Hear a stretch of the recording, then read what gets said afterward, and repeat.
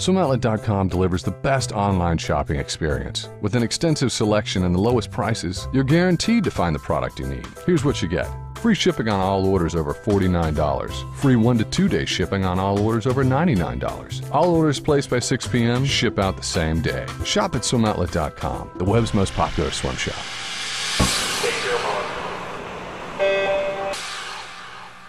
This is the Morning Swim Show for Thursday, August 23rd, 2012. I'm your host, Jeff Cummings.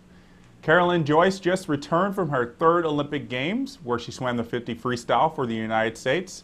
And she joins us right now in the Finis monitor. Hi, Kara. Good to see you again. How are you? Hi, Jeff. Good to see you, too. I'm doing well. So what's life been like for you since you got back from London? Oh, geez. It's been a blur. I think today's Friday. Is that right? Yep. We're taping this show on Friday, yes. Okay. Yeah. So today's Friday. I got back Monday night. I stayed all through the second week. I walked in closing. And since I've been back, it's kind of been a blur. Really jet lagged, trying to get everything organized in my house. I haven't been home in about 4 months, so there's a lot to do, a lot of laundry to do. So you're talking to us from Denver. Is that your new home now? Well, I definitely live in Denver. I moved to Charlotte just for a quick 3-month. I had a 3-month lease and moved out of that apartment right after trials and came to Denver. I was here for like 2 nights, about 30 hours, and then. But yeah, I live here with my boyfriend, and we have a great place, and I'm excited to finally be able to enjoy it.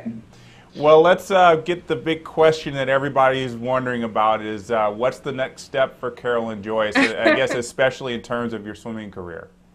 I'm a little bit undecided on that. With the way these last 4 years have been, it's kind of been pretty hectic and crazy. It's hard to say if I'm going to commit for another 4, but I can't say that I won't. And the last 3 months of swimming have just been absolutely incredible. And if I could continue like that for 4 more years, I absolutely would keep swimming. Yeah, the emotion on your face after you won the 50 at the Olympic trials is definitely one that a lot of people remember. And I'm sure you just want to kind of keep that ball rolling. Yeah, I mean, for making it my 3rd time, that was definitely the most emotional. For myself and I think my family and a lot of people that were close to me and know like how hard it's been for these last few years, and it was special. I'm glad I could share it with a lot of people. So obviously you were quite the veteran on the Olympic team this time around, being your 3rd Olympics. What was it like having that status among your teammates? It was a little different. I started out my first Olympics. I was one of the youngest. I was 18, obviously 22 in Beijing, and being one of the older kids, it's pretty cool. Especially, we had a team full of rookies. There were so many new people that had, never even made a national team before, and here they are on the Olympic team. So I love that role of being able to kind of be a big sister or a role model and help the younger kids. And it was obviously so special to be there with Missy for her first Olympics. Yeah, what was it like rooming with her in London and seeing all this potential that we've been talking about actually happen? Well, Missy and I actually didn't room together in London. We had very different swim schedules, but she was just down the hall from me, and I don't know, she just made me so proud. I cried when she first made the team, and I think she cried when I made it too. And the journey that we've been on, and we talked about it every day, and it was just really cool to be together and experience that together. And we actually walked closing together, and it was pretty neat. Well, you just swam the one event in London, a little bit different from what you've done in your past Olympics, where you had some relay duty and won medals as part of that. So how did this Olympic experience compare to that, medals aside? It's, every Olympic experience is different, and people ask me, oh, which Olympics is the best or, the most fun, and, each one happens at a different stage in your life. I don't think you can really compare them all.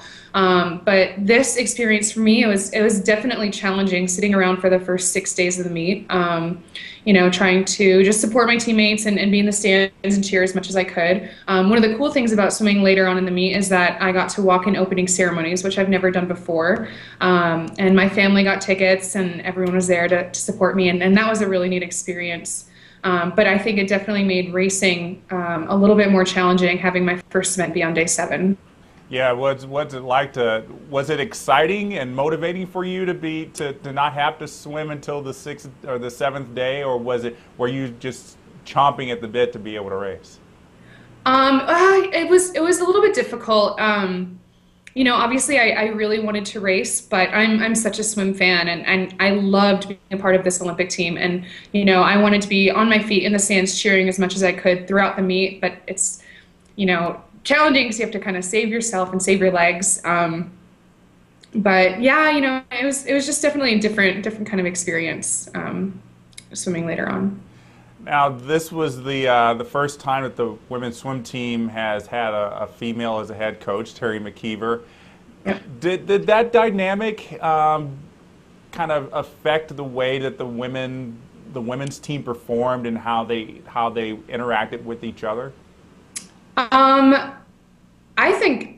Terry was on staff in 2008. She was an assistant, and she was head coach, I think, of our Pan Pac team and now the Olympic team. And I love having, a woman in charge. And, it's so nice to have a woman on staff that these girls can relate to and I can relate to. And, I think Terry did a phenomenal job. And I don't think it's an accident that, the women swim so well at this Olympics. Tell me about how the women's team kind of bonded, especially, we saw the Call Me Maybe video, which was, I guess, the ultimate team bonding experience. But what was it like to get all these, especially the rookies, to bond with the veterans while you were in Knoxville and in France training? It was definitely a very unique and very special bond that our team had. I think the veterans took in the rookies so well, and I don't know, we had great team skits. Obviously, you saw the Call Me Maybe video. It's weird when you're at the Olympics, you're in such a bubble. We didn't know how many people saw it or what kind of effect it had on people back home. And it's one of the coolest things, I think, that we are all going to take away from, one of the best souvenirs that we're going to take away from this trip. Yeah, so you said you're still kind of up in the air about what you're going to do with your swimming career. Will that, I guess now that you have this great home in Denver, will that mean that you'll go back to working with Todd Schmitz, or is that even kind of undecided? No, I won't be working with Todd anymore. If I'm going to keep swimming in Denver, I'll find some other, team or way to keep going. But yeah, it's all really just undecided. Well, you're not alone. With a lot of swimmers have kind of said the same thing too. So this is the time to kind of just bask in the Olympic glow, and then just enjoy it, which I'm sure you are, Kara. Thanks so much for joining us, and good to talk to you again. You too. All right, so that's Lynn Joyce talking to us about her third Olympic experience. I'm sure it was a blast as always. And that's going to do it for today's Morning Swim Show. We invite you as always to join our conversations on Facebook and Twitter. I'm Jeff Cummings. Thanks for watching.